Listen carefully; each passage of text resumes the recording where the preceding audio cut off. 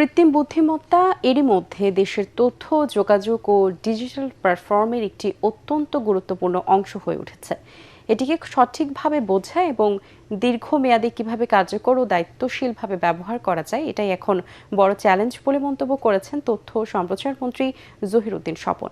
রাজধানীর একটি হোটেলে আয়োজিত এআই লিডারশিপ গ্লোবাল কনফারেন্সে উপস্থিত হয়ে কথা বলেন তিনি। এ সময় মন্ত্রী আরও বলেন, সভ্যতার পথ চলায় মানুষ একা নয়, মানুষের পাশাপাশি কৃত্রিম বুদ্ধিমত্তাও একটি গুরুত্বপূর্ণ ভূমিকা পালন করছে।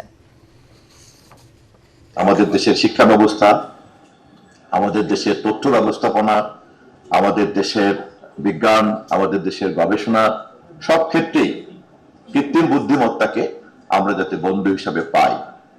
কারণ কৃত্রিম বুদ্ধিমত্তাকে বন্ধু হিসাবে পাওয়া এবং ধরে রাখাটাই কিন্তু এখন সবচেয়ে বড় চ্যালেঞ্জ।